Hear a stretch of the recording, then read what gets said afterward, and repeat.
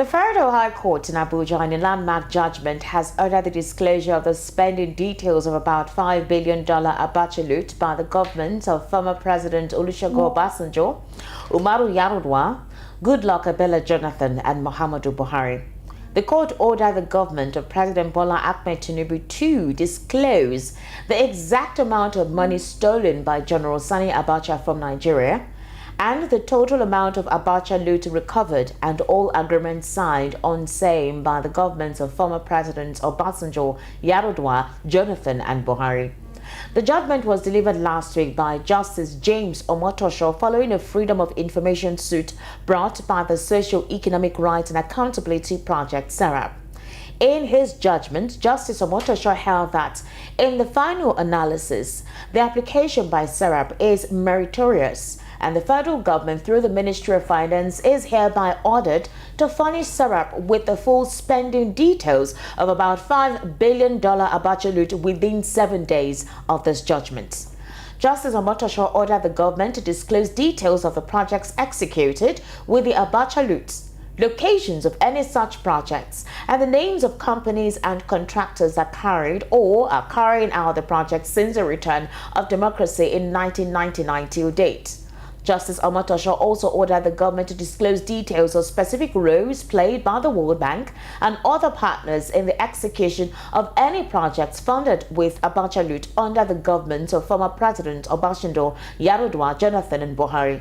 He also stated that the excuse by the Minister of Finance is that the ministry has searched its records and the details of the exact public funds stolen by Abacha and how the funds have been spent are not held by the ministry. The excuse has no leg to stand in view of Section 7 of the Freedom of Information Act. Justice Omotosho dismissed all the objections raised by the federal government and upheld SERAP's arguments. Consequently, the court entered judgment in favor of SERAP against the federal government. Justice Omotosho's judgment, dated July 3, read in part, and I quote, "The failure of the Minister of Finance to write to SERAP informing it of where he said the said information exists or to transfer the request to a public office who has custody of such information is fatal to their case under Section 5 of the Freedom of Information Act." Now, we still have with us in the studio Barrister Evans Ifeli for us to actually talk about this. Abacha is dead, and still he keeps on giving us money. However, SERAP's question today is quite clear, and it's very good to actually put that on call. What the federal government appears to be saying is that it has no record of how the money was dispensed with. Isn't that actually criminal in itself?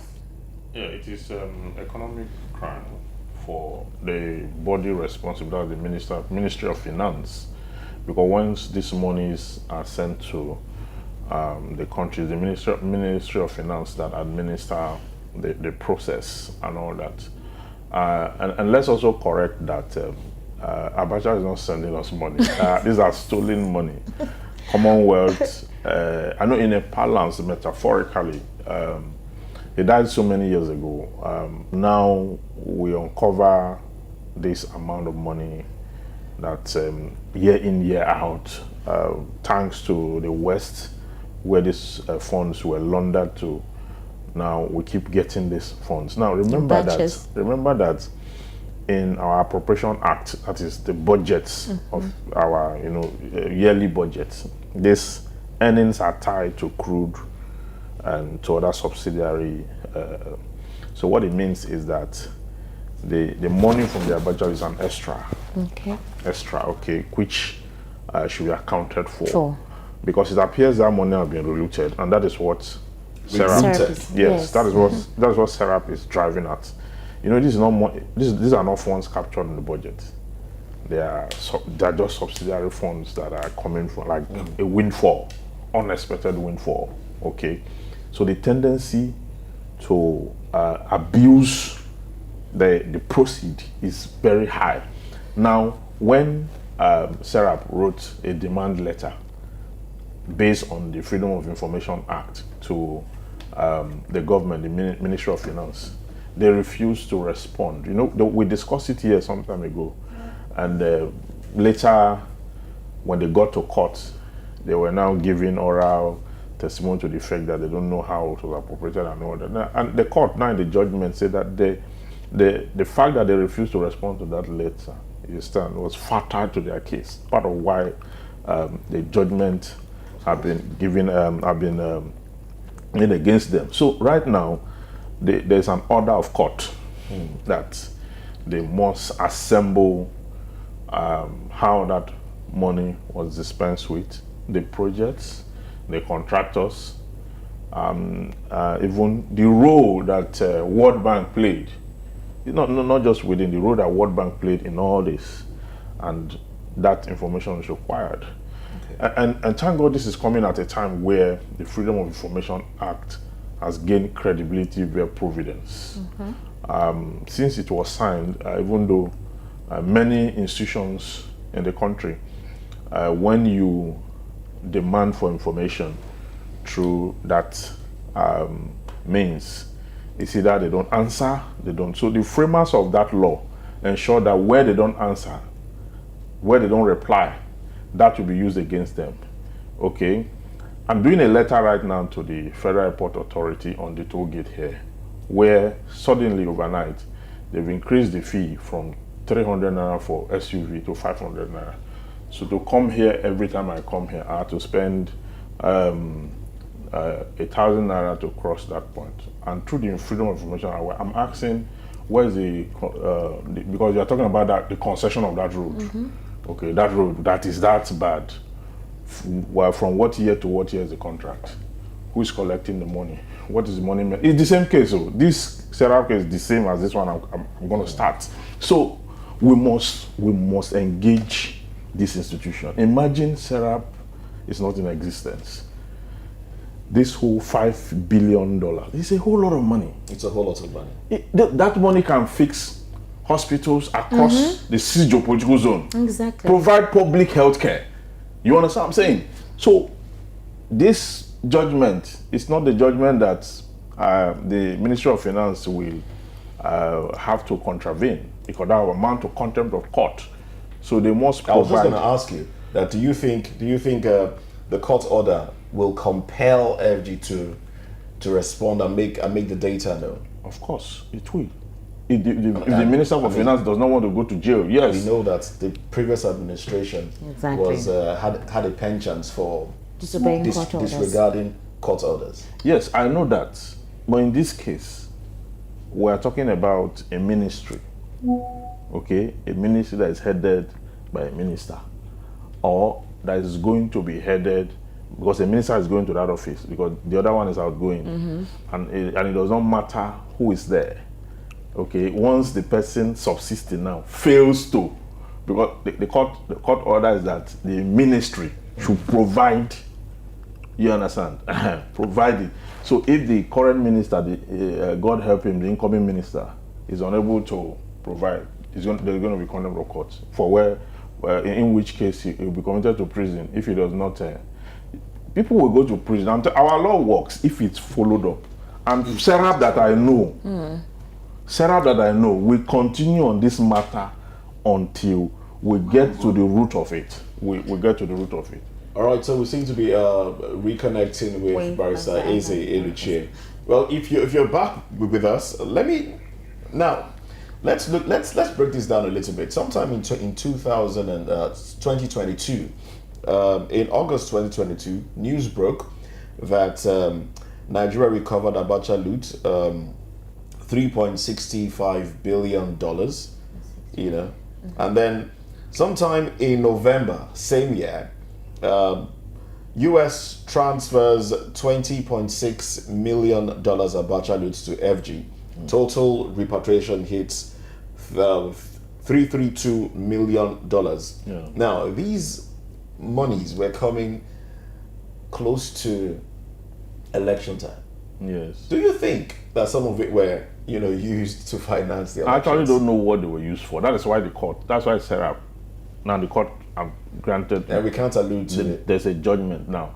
So let them come and tell us that they use it for elections. You understand? No, yeah, that's the truth, because that's the order of the court standing right now. Go and get us documents of how this money was expended. Get us, if you are awarded contract, where are the contractors? Call World Bank to also state their role in that fund and all that. There are a lot of persons involved, because you cannot, the Minister of Finance, they say they don't know how. You can't say that. You should pretend over these activities. Okay, so you go back to your archives, get all the files and all that, and within a record time, transmit that to Sarah. Provide it. All right, Barrister Boris. Ezra, okay. Barrister Ezra, are you there?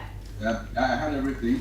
My take on this is this. No, I wanted to ask you, is it possible for us to, for the Ministry of Finance to actually not have data on what that money was used for? Is it possible, if we eventually find out that they do not actually have data of what the monies that they have been getting from the countries where Abacha loot was kept, that they do not have the data of how the money was spent, what it was utilized for?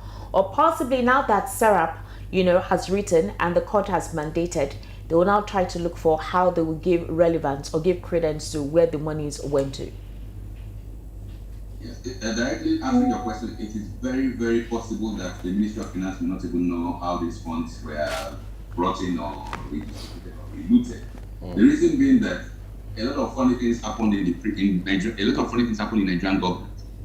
At times, money gets remitted straight to the central bank, and then the president, like we had recently, where Emefiele was saying he was on order to give some monies, on verbal order to release some funds by the former president. So it is possible, but if they state that on oath, and later it is discovered that they knew where these funds were, or they knew about it and did not produce the documents the court required, that is when more crimes have been committed. Perjury.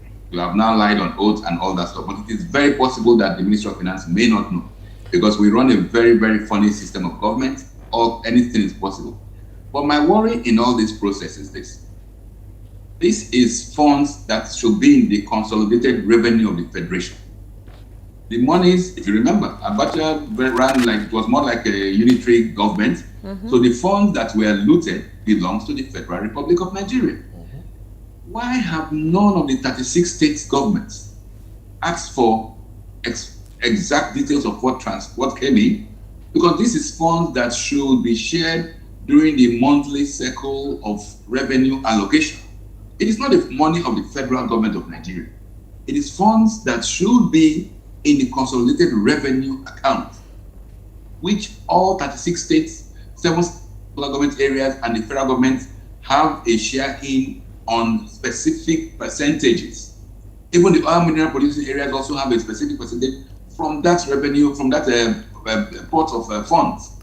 So they kept quiet all these years. That will give you an insight into the kind of system we run in this country. Anything goes. And I love the activities of Sarah, but my worry again is this. Recently, we have had the Supreme Court and Court of very funny decisions regarding locus standard.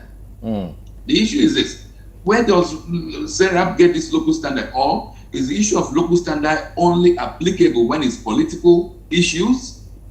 And then the court will come up and start giving ridiculous fines to the lawyers and the litigants who bring questions of validity or interpretation of the Constitution.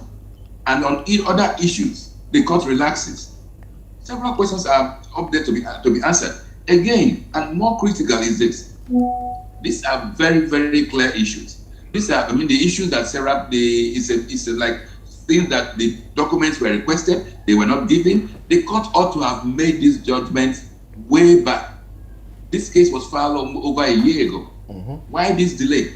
And then making the pronouncements when it's virtually useless. Why do I say it's virtually useless? Whoever gets appointed as the Minister of Finance, this process has to be restarted again. Because in as much as the Freedom of Information Act is available, it is directed to a person and an office. And I would have gone to jail for not providing information is the former Minister of Finance. So this judgment that Omotoso has just given out is playing to the gallery. And I'm saying that with all seriousness. Because Serap will just discover that it has to restart the entire process again. Was there a delay in giving this judgment? Because there was nothing new. The evidence everything was finished long time ago. Why did the court have to wait till when the parties, one of the parties against whom the FOI, that freedom of information was request was has gone. The person now there is a new person. In fact, there's no person who is called the Minister of Finance, because in FOI applications you move against an individual. You will not be saying the Ministry of Finance, because somebody to jail when you don't provide those information. So this is not cause for celebration. It's a cause to ponder, ask more and more serious questions. Why did the component states not litigate? Why did the court delay in bringing this, making this judgment when it's useless? And then we have to restart again. Do you agree that these are worries sometimes? Not in my opinion. Well, you see, that is this funny thing about you can go to court. Okay. But law is not it's not miracle. Law is application of statutes to facts. The statute in this case is the Freedom of Information Act, which provides that you move against an individual who is in custody of documents and has failed to release it. Now, there is currently no such individual known as the Minister of Finance. The one that was there before has gone. So the reality, and it's not in my opinion, it is in the law, in the opinion of the law, in the position of the law. Let anybody come and contradict that or contravene it. All right. So we should not, this is not cause for celebration. We've had the judgment. Okay, let the news minister come in and a new application will file. All right, and I hope. Barrister. Okay, so let's come to Barrister Evans now. Do you agree? Yes. Well, not in its entirety, because Freedom of Information Act, or proceedings anchored on Freedom of Information Act, is addressed to the individual, but the case itself, the ministry is joined as a party. Okay? You have the minister, you have the ministry joined as a party. That is one. Then two, it talked about the issue of local standard, that where did Serap get local standard for and all that. The same Freedom of Information Act, okay, I think it's either in section 7 or there, but I can't remember clearly now, confers locus on anyone, any Nigerian or institution, person or authority that requires an information to, make such demands, and where there's a refusal, you can proceed to court. The act itself grants that local standard. So in the previous issue, where the ministry is joined to the suit and the minister is joined in the suit, and the court has pronounced, made a judgment to that effect, in the absence of the previous minister, the current minister will have to provide the information, the documents. Okay, now let's because get the institution is joined in the suit. All right, so it's time for us to wrap this up. So let's get your final thoughts, and then we'll come to Barrister Eze Eluche as well to give us his final thoughts on the matter. Yes, in a few words. On this same issue. On this same issue, yes. Yes, I think that Serap should continue on this, probe this issue proper to ensure that there's absolute compliance to the judge. There's an order of court, and the order of court is not just directed to the outgoing minister, it's directed to the ministry. So the incoming minister must come in knowing that there's a standing order of court that this ministry, comply to that judgment, and that will be done. All right, then, thank you very much. Barrister Eze Eluche, in 60 seconds, let's have your final thoughts, please. All the other states of the Federation should join into this action and insist that they get answers. And then the minister, like I said earlier, is this FOI moves against the person. It's the person that will go to jail. A minister who was just appointed tomorrow by Mr. Tinubu will not be part of this process. The ministry will ask for time, and that will be unfortunate for the Congo policy. But we should encourage Serap and others to continue this matter, to demand accountability. Thank you very much.